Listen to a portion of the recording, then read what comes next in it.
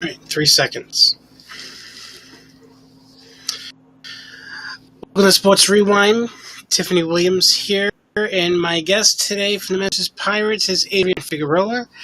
Adrian, thank you for joining me on a Monday morning. I know it's busy over there at Pirates headquarters in Worcester. I know through all this COVID stuff, you guys have been really working hard to make this season happen.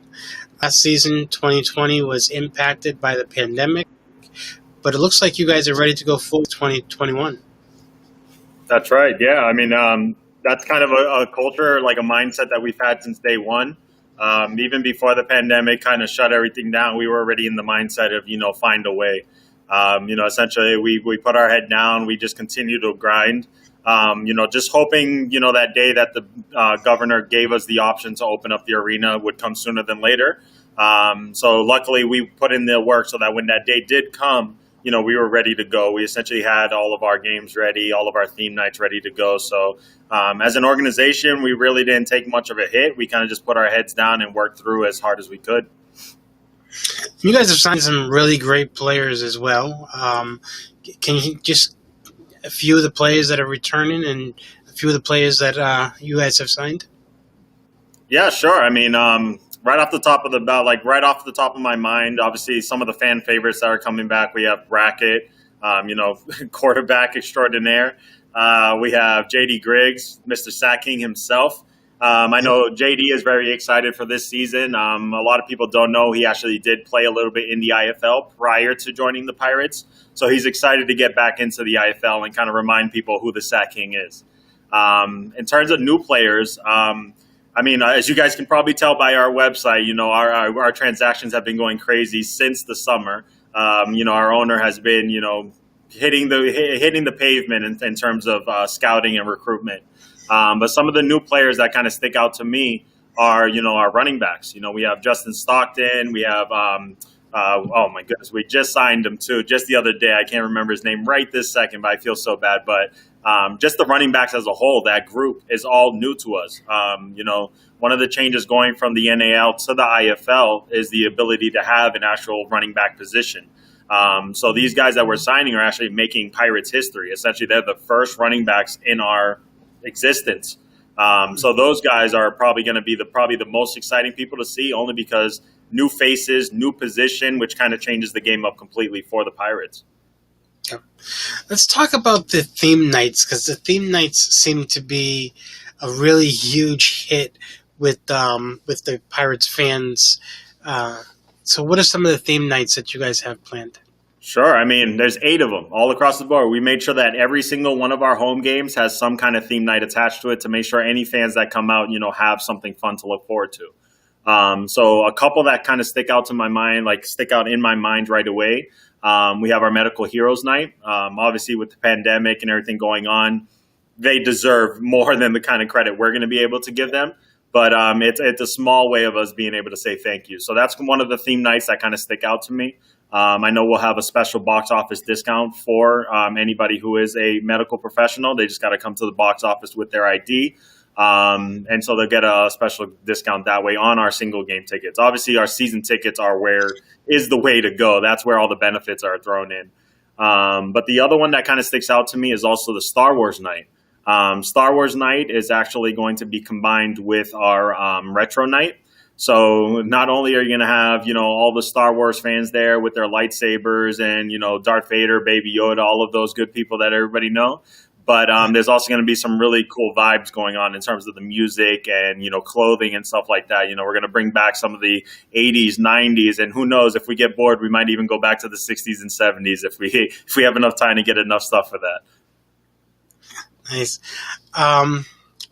So theme nights are a pretty big, major hit with the Pirates fans. Let's talk about things you guys have been doing. I've noticed in the community off the field, players have been doing as far as marketing, but not just marketing, but just being out and being community with charities and stuff like that. Yeah, I mean that's a big push of ours. I've just recently, I'm not only the director of marketing, but I've also recently just taken over the community outreach position as well. So there's going to be a big push on that. I can tell you that right now. The Pirates, there's a term that I really like using. It's called being a servant leader. Essentially, by going out and serving others is a way to show other people, the right way to go about doing things, and that's kind of the approach that we have when it comes to our community. Being a local team, put together by a local guy from Shrewsbury. We have no affiliations with, a larger sports. We know it's just us. That's the grassroots movement that we built. And so in that case, we want to make sure that grassroots movement goes back to the community that helped us be here in the first place. So a lot of the efforts that you see on our social media or on our marketing, all of that we have some kind of connection with in terms of like our passions. I'll give you a very recent example. We just recently partnered with a youth program by the name of MBK 617. That stands for My Brother's Keeper 617. They're based right out of Dorchester, a block away from where I grew up. And essentially they help inner city youth kind of stay out of trouble and learn different aspects of professional sports. And the fact that there are more to professional sports than just being, a player. So there's other ways to kind of learn to get into the industry and stay out of trouble. So those kind of partnerships and those kind of programs are going to help us continue to, show that we are community based and we have a huge focus on not only developing the community, but end up growing with it. You talked about group sales. Can you tell us a little bit about the group sales and some of the great offers that come with, get this? Sure. I mean, we have good packages for anything pirate related, whether it's a group outing, whether it's season tickets, or even our single game tickets. Single game tickets, you're just going to have a great game. Regardless what game you go to, you're just going to see a great game. Obviously, we recommend the season tickets only because you get every single game, you get your favorite seat, plus a bunch of benefits that we throw in. We throw in a bunch of freebies, like you get your own jersey, you get invitations to special parties that we throw. For example, just the other week, we did what's the word I'm looking for? An exclusive Zoom session with season ticket holders only, where they got a one-on-one session with some of our players. Essentially, in order to get that one-on-one connection that normal fans would not get. So season tickets are always the way to go. However, we also, like you mentioned, have group outings as well. So if anybody wants to bring, their a big family, a corporate group, we have youth sports teams that come out. We have retirement homes that come out. We have, a little bit of everything. Essentially, especially now that everybody's looking for entertainment, everybody's trying to get out of the house. We like offering, a safe group option for people. I say safe because even though you are going to be in an arena with other people, we make sure that you have priority group seating. So that way you can still sit in your group and still be, socially distanced from everybody else in that arena. So we do offer things like that. And we make sure that everything we do, we make sure that we do it safely and confidently. That way you guys can come into the arena feeling safe and confident as well. Let's talk a little bit about the COVID pandemic. Last season, the team was impacted. You had the season because of the pandemic. How has the team bounced, or how has the Pirates as an organization bounced back from last season's cancellation because of the pandemic to coming forward and being able to present this season coming up? Well, to be very honest with you, Tiffany, we never really needed to bounce back. And the reason why I say that is only because of the mentality we had approaching that season. We kind of saw the writing on the wall with like all the offices slowly getting closed. The pandemic was just at that point just kind of spreading further and further. Nobody really knew what was going on. So we kind of saw the writing on the wall and kind of mentally prepared ourselves that, no matter what happens, we're going to keep working. We're going to keep our heads down. We're going to keep going through this. It's the Pirate way to find a way. So I really wouldn't say we bounced back only because we were prepared for when fans were going to come back whenever that was. So with that said, all we did, we spent the time to be creative in terms of getting new packages and new value for our season ticket holders, finding newer and better ways to improve our game day for fans when arenas were open again, and essentially just making sure that the brand continued to grow, whether or not we were on the field playing football or not. So essentially, we just took that mentality, and then luckily, now that we have that announcement that stadiums are open, we were prepared. We already had everything ready to go. So now it's just a matter of showing the fans all the work that we put in this, what we're calling the longest off season ever. It's time to show you guys what we've been working on this whole time. Yep. I'm not going to keep you long because I know that you are busy with a lot of work over there at the Pirates headquarters. But let's end on this one here. There's rumor out there. Let's confirm it. Is a $10,000 kickoff thing or something? There is. I can confirm that. So there is actually a $10K kick for cash, we call it. So there are actually going to be 3 games, not just one, but 3 different home games where fans will have the opportunity to essentially kick a field goal. And if they're able to make that field goal, $10,000. Now, there are some rules and regulations with that. We have to make sure that there's no professional soccer player or football player that tries to sneak in and get the $10,000 easily.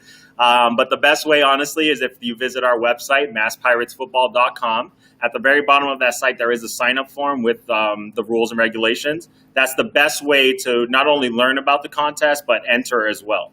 We're going to pick 3 different winners or 3 contestants because as a contestant, you still need to kick the field goal and win that. So we're still going to be picking those. The games are still being determined. We just want to make sure that whatever game we pick is like a high, exhilarating, fun game. So, but yes, I can confirm that there are 3 opportunities to possibly win $10,000 floating around in the little bird's face. Nice. Again, the season begins on when? So the season begins April 24th. Now, that is when we actually kick off our first 21 season. Now, our home opener, our actually first home game is May 22nd. So we do have, about 3-4 games before we're actually here in Worcester, which gives everybody a great way to see, preview the team before they're here in the DCU Center for everybody to check it out.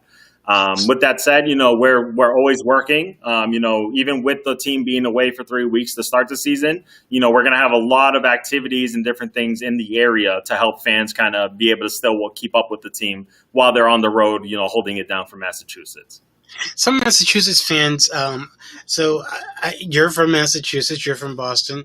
So that New England fans are some loyal fans.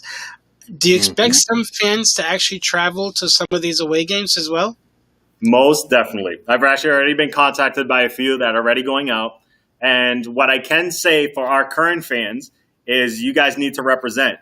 We actually have fans from other West Coast teams who are already calling us, telling us that they're coming out to our DCU games. So if they're willing to come out here, we got to make sure that the Pirate fans are willing to go out there as well. But I do know there are a couple, ninth man faithfuls who have reached out already saying, yeah, we're going to make sure we represent anywhere we can. But I can tell you right now, those Arizona Rattler fans are hungry and they plan on coming out here in waves. Okay. Adrian, I want to thank you for your time this morning. I'm looking forward to a great season over there at the DCU Center. So with that, I'll see you later. Sounds good. And everybody get hooked on Pirates football. Matter of fact, if they want to buy merchandise or anything like that, where can they go? So normally I would tell you to go to our pro shop. We actually have a physical pro shop. However, with the pandemic, we are keeping it closed. However, we are actually the only indoor football team with their own online pro shop. So if you visit masspiratesfootball.com or masspiratesfootball.shop, you have the option of essentially buying all of our merch right online.